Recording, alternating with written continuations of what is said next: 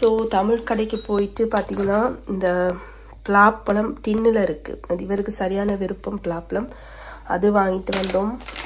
அப்புறம் வந்து தேங்காய் பால். இது வந்து ஜக் மேக்கரல் டின் மீன். அது நான் ரோல்ஸ் அப்படி செய்கிறேன்னா நல்லாயிருக்கும் ஸ்ரீலங்கன் டின் மீன். அப்புறம் இந்த நூடுல்ஸ் ஏதோ சின்ன பிள்ளைங்க வாங்கினாங்க. இது வந்து இது பொலஸ்கா பிளாக்கா. அது வந்து கறி வைக்க நல்லாயிருக்கும். ஒரு நாள் நான் வீடியோ போடுறேன் எப்படின்னு சொல்லி. சூப்பராக இருக்கும். அது வச்சிங்கன்னா அதுவும் சோறுமே மட்டும் பார்த்திங்கன்னா இந்த இறால் கனவா நண்டு எல்லாமே வந்து ஒரு வெளியில் பெரிய ஒரு பானையில் உப்பு தண்ணி போட்டு அவிய விட்டுருக்குறோம்.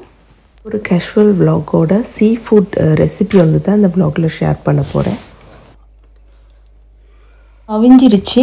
ஒரு முக்கால்வாசிக்கு தான் அவிச்சிருக்கிறோம். அவிச்ச பிறகு பார்த்திங்கன்னா ஃபஸ்ட்டாக வந்து ஒலிவ் ஆயிலில் வந்து இதெல்லாம் வதக்கிடணும். நிறைய விடணும்னா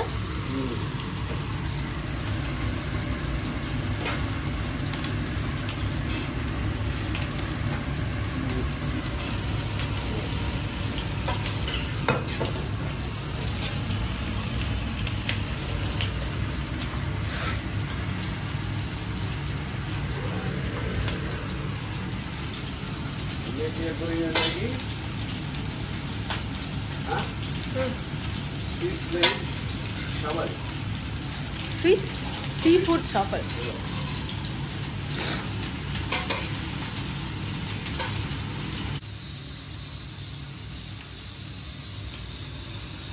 நண்டு போட்டாச்சு. என்ன போட போறோம்? கனவாயும் இறாலும் இதெல்லாம் அவிய விட்டுருக்கு. ஓரளவு முக்கால்வாசி அவிஞ்ச பிறகு சேர்க்கிறோம்.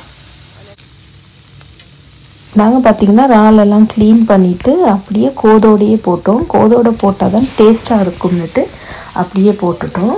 ஏன்னா ஷவல் ஸ்டைலில் தர்ற சீ ஃபுட்டெல்லாம் பார்த்திங்கன்னா இறாலெல்லாம் அப்படியே கோதோட்டு தான் போட்டிருப்பாங்க.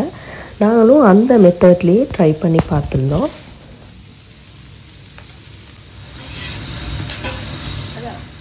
ஒலிவ் ஆயிலில் வதங்கி வரும்போதே உப்பு கொஞ்சம் சேர்த்துக்கிட்டோம். அது கூட வந்து ஒயிட் பெப்பர் கொஞ்சம் சேர்த்துக்கிட்டோம். அப்போ கொஞ்சம் உரப்பாக இருக்கும். அதுக்காக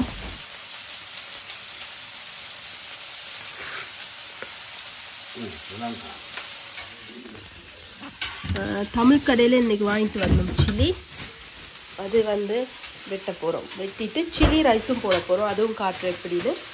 எல்லா ரைஸுக்கும் வந்து ரைஸை நீங்கள் அவிய விட்டால் சரி.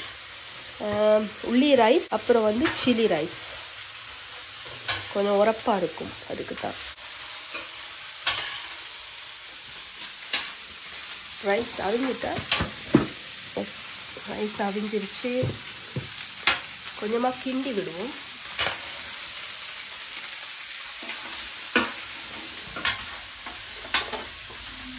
இதுக்கு வந்து ரைஸ் வந்து பொழுந்து இருக்கு. இதுக்கு வந்து பஸ்மதி ரைஸ் ஒட்டாமல் இருந்தால் நல்லாயிருக்கும். ஃப்ளேவர் எல்லாம் சேர்ந்துடும். பாருங்கள் கலரே அழகிட்ட. ஒரு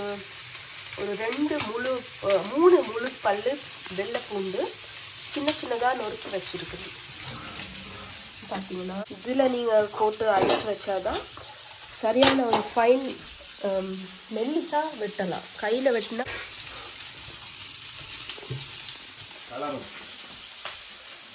சும்மா ஒரு பஸ்லிக்கும் சும்மா ஒரு இலை காஞ்ச இலை. இந்த ஃப்ளேவர் வந்து எல்லாமே லைட்டாக தான் இருக்கணும். ஆனால் கார்லிக் ஃப்ளேவர் வந்து தூக்கலாக இருக்கணும். அதுதான் இந்த ரெசிபியோட secret. Garlic and olive oil.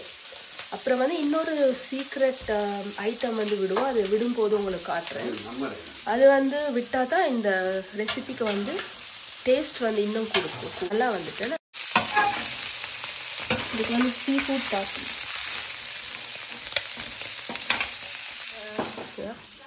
கொஞ்சமாக இது வந்து சில்லி ரைஸுக்கு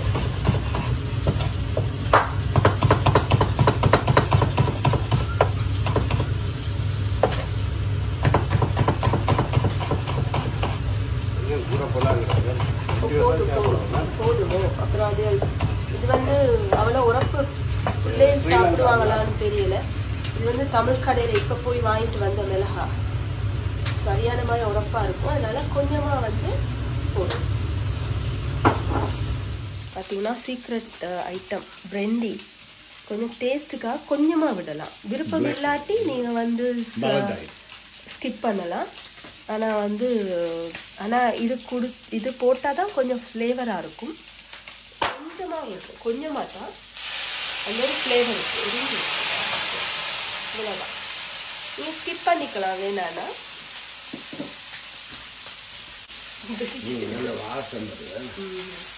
இது வந்து ஒரு இப்போ நம்ம இங்கெல்லாம் சாஸுக்கு கூட ஸ்வீட்காரங்க வந்து சாஸுக்கு கூட ஒயிட் வைன் அப்படியெல்லாம் விடுவாங்க.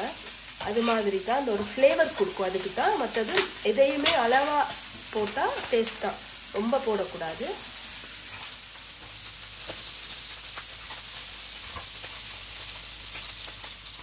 அது கிளியர் விடாமல் கொஞ்சமாக ஒலிவ் ஆயில் போட்டு நீங்கள் வந்து அதை மாய்ஸ்ட் ஆக்கிக்கிட்டே இருக்கணும். அப்போ தான் வந்து உங்களுக்கு அந்த ஃப்ளேவர் நல்லா வரும். அப்புறம் வந்து இது அடுத்த உள்ளி சேர்க்குறோம். உள்ளியை வந்து முதலே சேர்த்துடக்கூடாது. ஓரளவு 3/4 பதம் எல்லாம் சமைச்சு முடிஞ்ச பிறகு தான் உள்ளி சேர்க்கணும். ஏன்னா அப்போ தான் அந்த கார்லிக்கோட ஃப்ளேவர் வந்து உங்களுக்கு கிடைக்கும். ஸோ இதில் வந்து நாங்கள் அரைவாசி தான் எடுத்தோம். இந்த அரைவாசி ரைஸுக்கு போடணும்.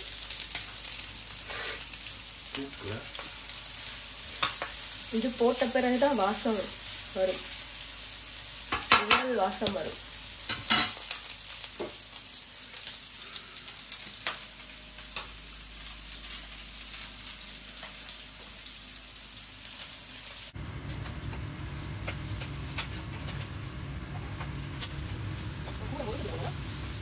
நம்ம ஸ்ரீலங்காவில் போய் ஷவல் சாப்பிட்டோம். அது வந்து இப்படி மாதிரி ஒரு டேஸ்ட் எங்களுக்கு கொடுக்கலன்னா ஒரு ஃப்ளேவர் வந்து நாங்கள் வந்து கார்லிக் ஷவல் தான் எடுத்தது. ஆனால் ஓகேயா இருந்தது. ஆனால் ஃப்ளேவர் கொஞ்சம் போதாமல் இருந்தது. உப்பு இல்லை, புளிப்பு இல்லை.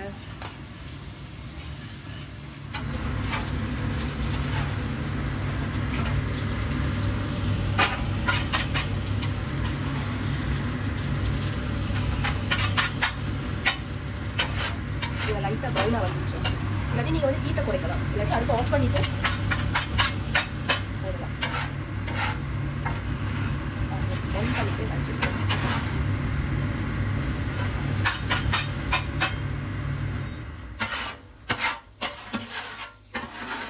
ரெஸ்டாரண்ட்டில் போயிட்டு இந்த மாதிரி மறக்குது.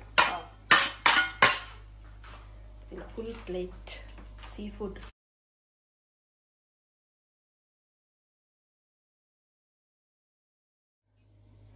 அதே தான், ஆலிவ் ஆயில் தான். இதுக்கு வந்து நாங்கள் வேறு ஆயிலே யூஸ் பண்ணல, ஆலிவ் ஆயில். ஆலிவ் ஆயில் நீங்கள் எவ்வளவுக்கு நிறைய சேர்க்குறீங்கன்னா அதுவும் பிரச்சனை வராது வயிற்றுக்கு. அதே தான் உள்ளி. ஃபர்ஸ்ட் வந்து கார்லிக் ரைஸ்.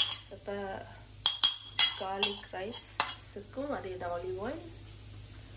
இது வந்து சரியான ஈஸியாக செய்யக்கூடிய ஒரு ரெசிபி. ஏன்னா ரொம்ப மசாலா இல்லை, லைட்டான ஒரு ஃப்ளேவர் இருக்கும். பட் வாசமாக இருக்கும், நல்லா இருக்கும்.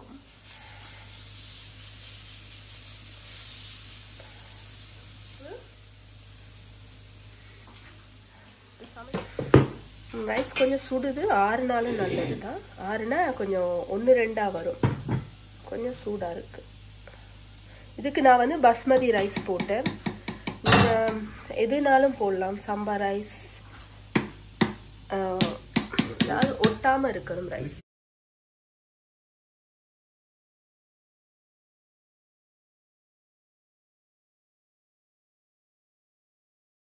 நல்லா மிக்ஸ் பண்ணணும்.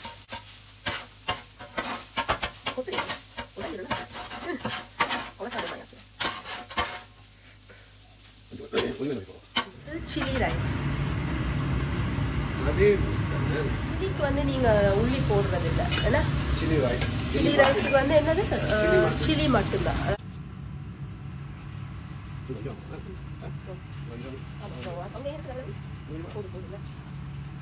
எல்லாத்தையும் நல்லா மிக்ஸ் பண்ணுங்க.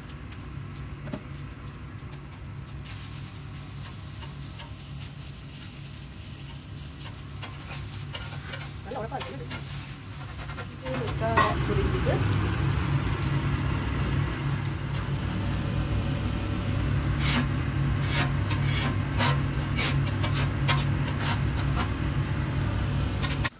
எல்லாம் ரெடி ஆயிடுச்சு.